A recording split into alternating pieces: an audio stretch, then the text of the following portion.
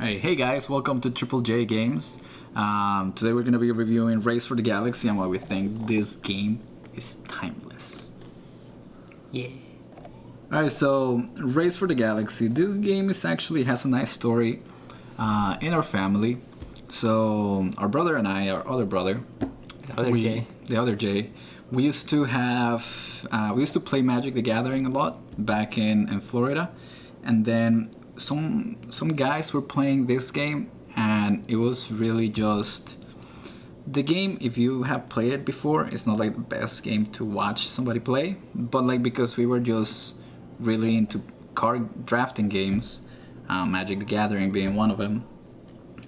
When people were playing this game, it was really awesome to watch.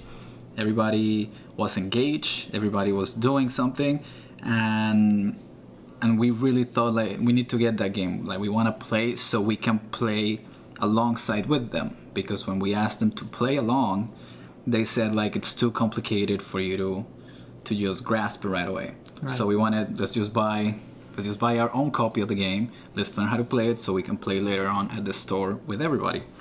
That never happened. We actually did buy the game. We learned how to play it, but we never had the chance to play it in the store with the people that were playing it there. Nonetheless, we really like the game. This is just gonna be an overall review. So we're gonna give you a little bit of the theme of the game. The theme of the game is a 2 to 4 player game. It lasts about 30 to 60 minutes, but I think that's only on the first few times that you play the game. Just few times it'll last a while because you're thinking, but once you get the hang of it, it really becomes like a 15 to maybe most 30-minute game. Yeah, so yeah, the game has a very big reputation for being a very hard game to learn how to play. The game has a lot of things. Yeah. A lot of symbols. I think we can show it. Yeah, we can show it later. Like it's so, I guess, complicated. It's not really complicated. It's there's so much that like it even comes with one of these for like each player, and like. Yeah, so it tells you, it breaks down. This doesn't cover everything. It breaks down all the cards, and this just covers the basics. There are more complex rules, than as you play, you're gonna have to refer back to the rule book. Yeah. You're gonna have to refer online, but like once you understand it and once you look up the rule online, it's pretty intuitive every time the rule comes up. The game does a really good job that, alright, so very easily. Every player is just, the game is called Race for the Galaxy. Every player is building their own galaxy. Yep. It's a card drafting game. It's not really a board game. You don't have a board to play. You just create your own board with the cards that you're drafting. Everybody draws from the same pile of cards. So that's also really good. Nobody has to build their own deck. There's a huge library of cards, and then everybody just takes cards from the top of that library and discards them to the same pile. And after that library runs out of cards, you reshuffle the discard pile, and then you start drawing cards again. So that's I thought that's really cool. You just need a copy of the game, and everybody can play. Also, something that the game does really good, you just build your galaxy. Once you complete 12 cards or the victory points run out, then the game is over. Yep. Something that the game does really great is that every turn you are doing something, whether it's your turn or your opponent's turn. Yeah, because it goes through like a certain amount of, like in the game there's like 5 different phases, right? Yeah, 5. 5, and each player chooses one of the phases. And the way it works is that if, for example, I choose phase 1 and Julian chooses phase 2, then we both have to go through phase 1 and phase 2.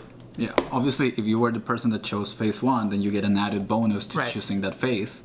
But that's what's really cool. Like, even if he picks something that I was not planning on picking, I can still benefit from it, even though like I'm the opposite player. So even though I can pick a different phase, completely different from what he picked, he can also get a benefit from that, even if he wasn't planning on doing it. I just get an added bonus to it, but he can also benefit from that phase. So the game keeps you engaged at all times. Yeah, it also makes you focus on what the other player might do, because then if you know that it makes sense for the player to do phase 5 and you need phase 5, then you don't need to play phase 5, because you could just play another phase and do both at the same time, and then the other player can only do his phase, for example. Yeah, the only part that the game like kinda it's annoying is when both players pick the same face. Yeah. Because Because then you get go- frustrated. You're like, oh man, why did I pick that face then? yeah, why did I pick that face if he picked it? Now we're both stuck on the same face, and then we could have had a second face. So it kind of helps you, like, it's a synergy kind of game. Even though you're fighting against each other, you want to pick different faces so you can benefit the most throughout the whole game. Every turn you want it to be the next turn already because you want to keep developing your galaxy. The only issue with the game, it has a really hard learning curve. So you have to learn what all the faces do, first of all, and then once you learn how all the faces do, so like the first 3 faces are super easy to learn what they do. It's essentially like phase 1 is draw more cards. Phase 2 would be Phase 2 is putting cards on the board, and phase 3 is also putting cards on the board, but a different type of card. Yeah, it's 2 different types of cards that you can place on the board. Yeah, but phase 4 and 5, which is the consume phase and the produce phase, it's not very intuitive because in order to consume, you have to produce a good. Yeah. But because produce is the last phase, then how are you gonna do phase 4 and consume something if you haven't produced anything to consume? Exactly. And that's very hard for new players to understand right away. You have to produce, so next turn you can consume and use the consume power. And it's not very intuitive, like, because you've been learning already so many rules. There's also 2 different types of different types of consumes, and there's 2 different types of phase 1, which is explore. So it's already a lot of things, like, once you're playing the game. Also, the other thing in the rules is that none of the cards explain what the rules do. They all have drawings, and the drawings tell you what the card does, and that's a very already hard thing on its own, because that means that you're gonna have to learn all of the symbols. Now, once you grasp the first handful of symbols, like once you grasp 3 to 4 symbols, you understand what the other ones are. But they get complex. Some cards are very complex, and you're gonna have to go back into the, like, sometimes you're gonna have to go back to your basic card summary to figure out what it is that your powers do, and sometimes it's not even here, so you're gonna have to refer back to the rule book. Even nowadays we go back into the rule book a couple of times. Every once in a while, because like you know, sometimes they like try to give you like a tiny summary, or like if it's a complex power, they kind of give you like a very nice short summary in the bottom, and sometimes that short summary is like really hard to understand, so you still have to go back to the rule book. But that doesn't happen that often nowadays. No. So I love the game. The game keeps you engaged a lot of the time. And another good thing of the game is, like, no game that you play is gonna repeat itself. Like, every game is. You play the translators. Every game is completely different one from the other. So, and the reason is because there's so many cards, and because everybody's drafting from the same place, and everybody starts with a different starting world every time that you play the game. So it completely goes in a different direction, and because we're all drafting from the same pile of cards, there's so many cards that the order that you draw the cards in is going to be completely different every game. Every time. So you never end up like, I don't know, like, I'm going to be doing the same strategy every single game, and it's boring, because then whoever develops the best strategy wins. No, the game balances itself out so easily, because you just shuffle the cards, and then you draw them at random, and then you just have to play with whatever you have in your hand. You have to work with that. So yeah, I love the game. I think our other brother, he also loves the game. It's a family favorite. Yeah, it's very hard to teach somebody to play the game. Yeah, it's you definitely need somebody who is willing to, somebody who's like us, that we love board games and we don't mind learning a new one no matter how hard it is, like TI. So we don't mind, and Actually, I minded the first time we got the game, but that was because I was very young. Because we had this game for like years now. Yeah, we had it. I don't know, maybe 10 years. Yeah, around 10 years. And I'm 21, so I was like 11. Yeah. So yeah, learning the game at first is very complicated. I wouldn't recommend it if you want like an easy, quick, fun game to play with your friends. Yeah, This there are better card drafting games for that, like Sushi Party Go. Yes. Sushi Party Go is like the best like intro card drafting game. This is for the more hardcore. You know, this is for like the you need like some requirements to play this game. You know. It's Yeah, like, I think Sushi Go Party. If you needed to have played Sushi Go Party before playing this game, just so you get into the if it's the first time on a card drafting game, start with Sushi Go Party. Yeah. I think that's a good starting game where everybody is involved every single turn.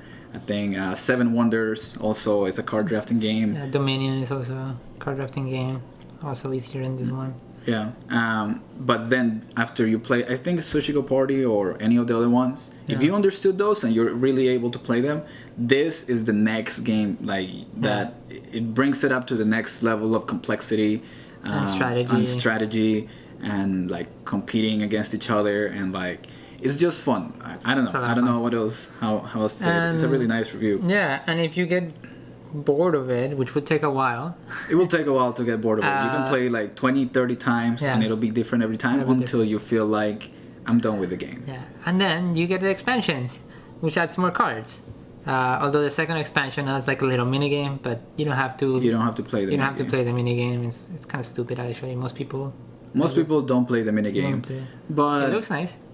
It looks nice. But actually, ever since we got it, we haven't even played it. Yeah, we got the second expansion, and then we saw that they added more rules, and we were like, let's not play this game for a while, because we were like, if we're gonna sit down and play, we obviously want to play with the expansion, but we don't want to learn the expansion. We don't want to learn the rules, and because it takes a while to learn the first set of rules, and then to add more rules on top of the original set of rules, it's like, already a lot of work. But so, you don't have to play with the minigame, and that's the only really rules that get added. Yeah, so you just add the cards, and then you play normally, and then because you added a new set of cards, like the game, like you can get another 30, 40, 50 times to play the game over and over again before you have to add more cards because there's another expansion. So the game, in a way, that's why I say it's timeless. It's really good. It's a timeless game. You can play it over and over again, and it's always going to be different. Yeah, and one of the good things about this game is that since every person gets to choose a phase, and that means that the more players there are, the more phases you go through in one turn. Mm-hmm. And so the game manages to stay pretty much the same length no matter with how many players you play. Yeah. So some other games like Twilight Imperium. Yeah, some other games that you play, the more players you add, the longer the game takes. Yeah. This one is kind of the opposite because there's more players. On the expansion, you can play with up to 5 players. Yeah. On the original one, you can only play up to 2 to 4 players.